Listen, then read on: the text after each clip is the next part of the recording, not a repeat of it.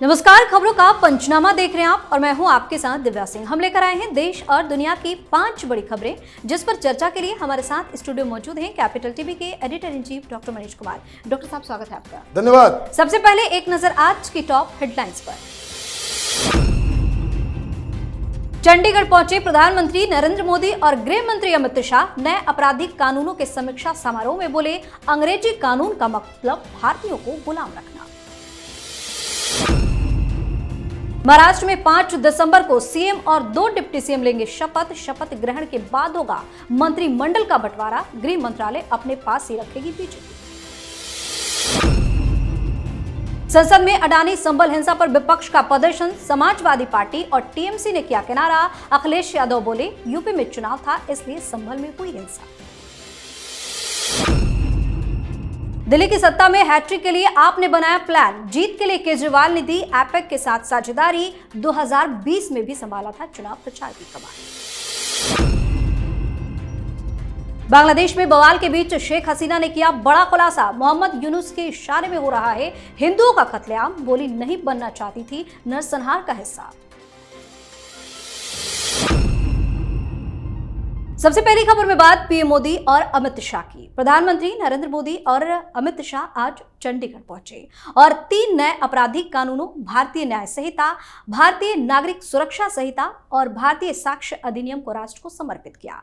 इस मौके पर पीएम मोदी ने कहा कि पुराने कानूनों की सोच और मकसद यही था कि भारतीयों को दंड दिया जाए, उन्हें गुलाम रखा जाए। दुर्भाग्य देखिए, आजादी के बाद दशकों तक हमारे कानून उसी दंड संहिता और पिनल माइंडसेट के इर्द गिर्द मंडराते रहे, जिसका इस्तेमाल नागरिकों को गुलाम मानकर होता रहा। वहीं अमित शाह ने कहा कि ढेर सारे प्रावधान हैं, नई व्यवस्था बनानी थी। इस कठिन काम को चंडीगढ़ ने 5 महीने में पूरा कर लिया है। कोई भी एफआईआर हो तो अब अधिकतम 3 साल के अंदर न्याय मिल जाएगा। तारीख पर तारीख नहीं मिलेगी। ये दुनिया का सबसे बड़ा रिफॉर्म बनने जा रहा है। अभी अमित शाह और पीएम नरेंद्र मोदी दोनों ही पुराने कानून को लेकर जमकर बरसे। देखिए, प्रधानमंत्री मोदी ने 2023 को लाल किले के प्राचीर से यह घोषणा की थी कि गुलाम और गुलामियत की जितनी भी प्रतीक चिन्ह हैं उसको खत्म करना जरूरी है। उन्होंने 5 प्रण लिए थे। उस 5 प्रण का एक हिस्सा यह भी था कि गुलामी की जो प्रतीक चिन्ह है उसको खत्म करेंगे। ये शुरुआत है। मैं इसलिए कह रहा हूं कि ये शुरुआत है कि आप तो सीआरपीसी, आईपीसी, एविडेंस एक्ट को आपने बदला है। अब ये हजारों कानून पड़े हुए हैं जिसको बदलना जरूरी है। लेकिन गुलामी, वो दास्ता की मानसिकता, उसको कैसे खत्म करेंगे? आपकी ही सरकार, आपकी ही एनबीटी, आपकी ही गुजरात की सरकार वहां कार्यक्रम करती है और हिंदुओं को गाली देने वाले हिस्टोरियन को बुला लेती है। तो 10 सालों में बहुत कुछ हुआ है, बहुत कुछ नहीं हो पाया है, बहुत कुछ करना है। और ये जो वैचारिक स्वतंत्रता, ये गुलामी मानसिकता से बाहर निकलने का अगर सिर्फ एक मापदंड, एक मुद्दा रखे तो उस केस में मोदी सरकार अभी बहुत पीछे चल रही है। 10 सालों में बहुत सारी चीजें को बदल देने की आवश्यकता थी। लेकिन अभी भी आप देखिए, हर जगह, हर इंस्टीट्यूशन के ऊपर वही अंग्रेजों के तलवे चाटने वाले लोग बैठे हुए हैं, वही इतिहासकार, वही आप जो इस गुलामी मानसिकता से आजादी दिलाने वाले लोग हैं, उनको ना आप पुरस्कृत कर रहे हो, ना उनको इंस्टीट्यूशनलाइज कर रहे हो, ना उनको रिकॉग्निशन दे रहे हो। तो ये तो ठीक है, आपने ये किया है, इसके लिए बहुत बहुत मुबारकबाद। लेकिन इस क्षेत्र में ये जो हमारी परतंत्रता की जो मानसिकता है उससे निपटने के लिए बहुत बहुत काम करना भी बाकी है। जी। वहीं महाराष्ट्र में नई सरकार के शपथ ग्रहण समारोह की तारीख 5 दिसंबर तय की गई है। यह समारोह मुंबई के आजाद मैदान में आयोजित होगा, जिसमें मुख्यमंत्री और 2 उप मुख्यमंत्रियों को शपथ दिलाई जाएगी। इस विशेष अवसर पर प्रधानमंत्री नरेंद्र मोदी मौजूद रहेंगे, एकनाथ शिंदे और अजित पवार शपथ लेंगे। सूत्रों के मुताबिक मंत्रिमंडल बंटवारा शपथ ग्रहण के बाद होगा। खबर है कि भाजपा के 21 से 22 विधायक मंत्री बन सकते हैं, शिवसेना के 12 विधायक मंत्री बन सकते हैं, एनसीपी के 9 से 10 विधायक मंत्री बन सकते हैं। गृह विभाग, राजस्व विभाग भाजपा को मिल सकता है, स्पीकर पद भी भाजपा को मिल सकता है और डिप्टी स्पीकर का पद एनसीपी को मिल सकता है। क्या चल रहा है महाराष्ट्र के अंदर? कुछ नहीं, सब कुछ 4 दिन से हम लोग कहते आ रहे हैं देवेंद्र फडणवीस मुख्यमंत्री होंगे। There was no confusion about it. वो मीडिया वाले अलग अलग थ्योरी, कॉन्स्पिरेसी थ्योरी दे रहे थे, रवीश कुमार, पुण्य प्रसून वाजपेयी, अजीत अंजुम, ये सब फ्रस्ट्रेटेड लोगों की कहानी है। अपना वो चल रहा था, कुछ टेलीविजन चैनल भी इसमें चल रहे थे। सही कहानी किसी को मालूम नहीं थी। प्रधानमंत्री मोदी, अमित शाह इस बात के लिए बिल्कुल अडिग रहे, मुख्यमंत्री बनेगा तो देवेंद्र फडणवीस बनेंगे। एक बात तो खत्म। दूसरी चीज, ये सारी चीजें जो चल रही थी, वो शिंदे वो अपने गेम में लगे हुए थे कि अगर मैं डिप्टी सीएम बनूंगा तो मुझे गृह मंत्रालय चाहिए। नहीं मिलेगा गृह मंत्रालय, ये पहले कह दिया गया था, नहीं मिला। आपने कभी तबीयत खराब होने की कहानी बताई, तो कभी आप रूठ गए, कभी आप गांव चले गए। तो ये सब तमाशा जो है भारतीय जनता पार्टी के साथ नहीं चलता। ये कांग्रेस पार्टी थोड़ी है। अलग अलग इलाज उनका हो गया। अजीत पवार है, वो पहले भी वित्त मंत्री था, उनके पास मंत्रालय था, अभी भी वो लेंगे। और शिंदे के हाथ कहाँ गृह मंत्रालय मांग रहे थे, तो अब जो इनके पास पहले था अर्बन डेवलपमेंट मंत्रालय, एज ए चीफ मिनिस्टर जब वो थे, तो कोई डिपार्टमेंट भी होता है। सब केजरीवाल थोड़ी होते कि मुख्यमंत्री बने रहे कोई डिपार्टमेंट नहीं हो। तो उस वक्त इनके पास अर्बन डेवलपमेंट डिपार्टमेंट था, वो इनको मिलेगा। सारे कंफ्यूजन खत्म हो गए हैं, अब बस ताजपोशी की तैयारी है। जी। इस खबर में बात विपक्ष के हंगामे की। संसद के शीतकालीन सत्र का 6ठा दिन रहा। सदन शुरू होने से पहले विपक्षी इंडिया ब्लॉक के नेताओं ने अडानी और उत्तर प्रदेश के संबंध में हुई हिंसा को लेकर सरकार के खिलाफ प्रदर्शन किया। प्रदर्शन में लोकसभा में नेता प्रतिपक्ष राहुल गांधी, कांग्रेस सांसद प्रियंका गांधी वाड्रा शामिल हुए, लेकिन समाजवादी पार्टी और टीएमसी नहीं आई। वहीं लोकसभा में संबल हिंसा पर बोलते हुए सपा प्रमुख अखिलेश यादव ने कहा कि संबल में जो घटना हुई है वह एक सोची समझी साजिश है। ऐसा इसलिए किया गया क्योंकि उत्तर प्रदेश में चुनाव था। संबल में भाईचारे को गोली मारने का काम हुआ है। भाजपा और उसके सहयोगी दलों के द्वारा पूरे देश में खुदाई की बातें देश के भाईचारे को खो देगी। बार बार इस तरीके के बयान अखिलेश यादव क्यों दे रहे हैं? देखिए, अखिलेश यादव की नजर मुस्लिम वोट के ऊपर है। मैं तो बार बार कहता हूँ, हिंदुस्तान में जो सेक्युलर पार्टियां हैं, मुसलमान अगर कहें कि भाई नंगे होकर खड़े हो जाओ चौराहे पे, तो कपड़े खोल के खड़े हो जाएंगे वोट की खातिर। कहां है ये लोग? हजारों साल से, 1400 साल इस्लाम का जन्म हुआ है। हिंदुस्तान में आए 1000 साल ढंग से हुआ नहीं है। हजारों साल से हिंदू मुसलमान वहां साथ में रहे। कुछ भी मन आता है, कुछ भी बकवास कर दो। संभल में खुदाई हो रही है। कौन लेकर के चला गया था बुलडोजर वहां पे? संभल में खुदाई हो रही है। अजीब कहानी है। संविधान लेकर के घूमते ये लोग और कोर्ट के आदेश को नहीं मानेंगे। ये बड़े बड़े तुर्रम खां कहानी सुना रहे हैं कि भाई कानून है, प्लेसेस ऑफ वर्शिप एक्ट, उसका निरादर किया जा रहा है। अरे भाई, वो क्या कहता है कानून? कानून कहता है कि 1947 के समय जिस तरह की स्थिति थी वैसी रहेगी। तो ये तय होगा ना 1947 में था क्या, 1947 में था क्या, ये तो तय होगा। और वो मस्जिद है, हड़प के मस्जिद बनाई गई है। वो एक एएसआई का मॉन्यूमेंट है।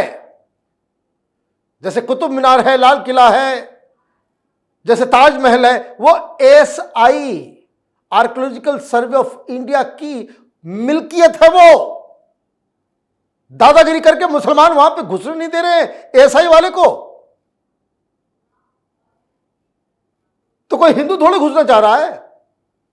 आर्कियोलॉजिकल सर्वे ऑफ इंडिया द्वारा वो प्रोटेक्टेड मॉन्यूमेंट है। कब्जा करके आप उसको और जस्टिफाई करने में पूरी दुनिया लगी हुई है, पूरी दुनिया लगी हुई है। तो आप ये जो अनर्गल बातें कह रहे हो, ये हिंदुस्तान और हिंदू समाज वो सारी चीजें इन लोगों की देख रही है कि जो तमाशा ये लोग कर रहे हैं ना मुसलमानों के वोट की खातिर, ये अक्षम्य पाप ये लोग कर रहे हैं। ये लोग देश को अंधकार की ओर लेकर के जा रहे हैं। भाई आप राजनेता हो, मुख्यमंत्री रहे हो, संसद के अंदर बहस हो रहा है, कम से कम फैक्चुअली राइट बात तो कहो, झूठ बोल करके। और सबसे दिक्कत क्या है ना, बहुत सारे हिंदू उस तरह के पथभ्रष्ट मिल जाएंगे, इनको समझते हैं संभल में क्या हो रहा है, हिंदू मुसलमान हो रहा है, मस्जिद मंदिर फिर से शुरू हो गया, फिर से खुदाई। अरे बेवकूफों, तुम तो बर्बाद हो ही। आने वाले जनरेशन के लिए इस तरह का लेगेसी छोड़ के मत जाओ कि जहां हिंदुस्तान अपनी पहचान ही खो दे। जी। और अब बात केजरीवाल की। दिल्ली में अगले साल होने वाले विधानसभा चुनाव को लेकर आम आदमी पार्टी की तैयारियां जोर शोर से चल रही हैं। आम आदमी पार्टी की तरफ से तो 11 उम्मीदवारों की पहली सूची भी जारी हो चुकी है। अब खबर है कि दिल्ली की सत्ता में हैट्रिक के लिए आम आदमी पार्टी ने चुनावी रणनीतिकार प्रशांत किशोर की तरफ से फाउंडेड आईपैक से हाथ मिलाया है। इससे पहले 2020 के चुनाव में भी आम आदमी पार्टी ने इस ऑर्गेनाइजेशन की मदद ली थी। जानकारी के अनुसार आगामी विधानसभा चुनाव के लिए आपने पार्टी के इलेक्शन कैंपेन रणनीतियों और फिर से चुनाव के लिए अपने प्रयासों को बढ़ावा देने के लिए आईपैक के साथ साझेदारी की है। कितना कारगर साबित होगी ये साझेदारी? देखिए, ये खबर की पुष्टि हो गई है, आईपैक वालों ने भी कह दिया है और इसका कोई डिनायल नहीं आया है। तो केजरीवाल तो पहले ये बताए कि कितने में डील हुई है, क्योंकि वो वहां तो कह रहा था बिहार में, अभी वो वहां पे जमानत जब्त हुई है ना अभी 4 उपचुनाव में। दुनिया के सबसे बड़े स्ट्रेटजिस्ट की प्रशांत किशोर की जो पार्टी है वहां पे जमानत जब्त हुई है उपचुनाव में। तो भाषण के दौरान तो वो कह रहा था कि एक एक कैंडिडेट से मैं 100-100 करोड़ रुपए लेता हूं। तुमने कितने करोड़ रुपए में डील किया है? क्योंकि वो तो कह रहे मैं कम से कम 100 करोड़ रुपए लेता हूं। चुनाव के समय हम जो उनको गाइड करते हैं, उसका कैंपेन चलाते हैं, जो उनको बुद्धि देते हैं, उसके लिए मैं कम से कम 100 करोड़ रुपए लेता हूं। तो ये 12 लाख के कमोड पे बैठने वाला केजरीवाल ये बताए भाई कितने करोड़ रुपए में पहले डील हुआ है और पैसा कहां से लाए हो? पैसा कहां से आया है? शराब घोटाला का है, बिटकॉइन का है, किस चीज का है? कहां से लाए हो इतना महंगा एडवाइजर? पिछली बार भी तुमने हायर किया था। तो खैर ठीक है, आपको हायर करना है हायर करें, लेकिन ये जो रोना दोनों चीज एक साथ मत करो। अगर बोलो कि हम बीजेपी कांग्रेस पार्टी की तरह जो है हमारे पास भी पैसा है, इधर उधर से हम पैसा इकट्ठा करते हैं, हम बाकी पार्टी जिस तरह से कमाती है सरकार बनने के बाद वैसे हम भी कमा रहे हैं, तो आपको ये सारी चीजों से माफी मिल जाएगी। कट्टर ईमानदार भी बोलोगे, 500 करोड़ रुपया 1000 करोड़ रुपए का एजेंसी भी हायर करोगे और लोग सवाल नहीं पूछेंगे। खैर मीडिया वाले सवाल नहीं पूछेंगे, हम लोग जैसे ही लोग सवाल पूछ सकते हैं, क्योंकि मीडिया वाले के मुंह में उसमें भी पैसे डाल दिया है। नोटों की गड्डी जो है पहुंच गई है, इसलिए दिल्ली में कोई सब कुछ बढ़िया है, चंगा सी दिल्ली में सब कुछ बढ़िया है। स्विट्जरलैंड की तरह हवा है ना, वेनिस की तरह जो है यहाँ पे वाटर बॉडीज हैं, पेरिस की तरह सड़कें हैं यहाँ पे, सिंगापुर की तरह जो है क्लीनिनेस है। ये सारी चीज़ें जो है वो दिल्ली में ऑलरेडी है, हिंदुस्तान की मीडिया के मुताबिक। इतना माल खा करके ये लोग बैठे हुए हैं। तो ये पहले बता दो कि जो आपने हायर किया कितने पैसे पे, क्योंकि उसके बाद फिर आगे चर्चा होगी। जी, आखिरी खबर में बात बांग्लादेश की। बांग्लादेश की पूर्व प्रधानमंत्री शेख हसीना ने मौजूदा अंतरिम सरकार के मुखिया मोहम्मद यूनुस पर गंभीर आरोप लगाए हैं। उन्होंने कहा कि देश में हिंदुओं और अन्य अल्पसंख्यकों पर हो रहे हमलों के पीछे मोहम्मद यूनुस का हाथ है। शेख हसीना ने यूनुस को इन हमलों का मास्टरमाइंड बताते हुए कहा कि उनकी साजिश के तहत ही ये हिंसा हो रही है। रिपोर्ट्स के मुताबिक शेख हसीना ने कहा कि सत्ता में बने रहकर वह नरसंहार का हिस्सा नहीं बनना चाहती थी। उन्होंने कहा कि मुझे सत्ता का लालच नहीं, हथियारबंद लोग मेरी हत्या करने की योजना बना रहे थे। अगर मैं रुकती तो नरसंहार होता। न्यूयॉर्क में अवामी लीग के कार्यकर्ताओं के कार्यक्रम को वर्चुअली संबोधित करते हुए शेख हसीना ने यह भी कहा कि बांग्लादेश में अल्पसंख्यकों पर हमले बढ़ते जा रहे हैं। गंभीर आरोप लगाया है शेख हसीना ने। यह आरोप थोड़ी है, तो हकीकत बता रही है वो। और इस कठपुतली doctor Yunus, his days are numbered. ये सरकार ज्यादा दिन तक नहीं चलेगी। क्यों? कि ये मामला पूरी दुनिया में ये फैल रहा है। ये इस्कॉन वाले दुनिया भर में प्रोटेस्ट कर रहे हैं। जो बांग्लादेशी हैं पूरी दुनिया में प्रोटेस्ट कर रहे हैं कि यहां पे किस तरह की सरकार आ गई है। और सबसे बड़ी चीज हमने देखा किस तरह से कल यूके के पार्लियामेंट में यह सवाल उठाया गया, अमेरिका में सवाल ये उठ रहा है। अब पूरी दुनिया में जब ये सवाल उठने लग जाएगा तो आप ये समझिए कि इसका लॉजिकल कंक्लूजन क्या होगा। फिर दुनिया कहेगी किससे? ये यूके वाले तो नहीं आएंगे, ये फ्रांस वाले तो नहीं आएंगे, अमेरिका भी नहीं आएगा। फिर ये सारी मुसीबत जो है वो आएगी हिंदुस्तान के सिर पे कि जरा उसको ठीक करो। ये जो लिलीपुटियंस हैं वहाँ पे, जो औकात से बाहर बयान दे रहे हैं कि हम भी 18 करोड़ जनसंख्या वाला एक देश है, ये सब लोग, ये देखिए इन लोगों की नीति ही है गद्दारों वाली। इस देश को, वहां की जनता को हिंदुस्तान के प्रति शुक्रगुजार होना चाहिए था कि हमारी वजह से तुम्हें आजादी मिली। नहीं तो अभी जानवरों की तरह तुमको हल में जोत रहा होता पाकिस्तानी सब। लेकिन नामुराद लोगों की कमी नहीं दुनिया में, तो इनके डीएनए में इस तरह की चीजें हैं, तो हिंदुस्तान को तो कुछ ना कुछ करना पड़ेगा। ऐसा नहीं कि वहां पे कत्लेआम होता रहे और यहां की सरकार चुप बैठे रहे हाथ पे हाथ डाल के, और शशि थरूर भाषण देते रहे कि हम लोग कुछ नहीं कर सकते क्योंकि ये उनके किसी दूसरे देश के इंटरनल मैटर्स हैं। भाई दूसरे देश के इंटरनल मैटर में अमेरिका घुसता है कि नहीं? रूस घुसता है।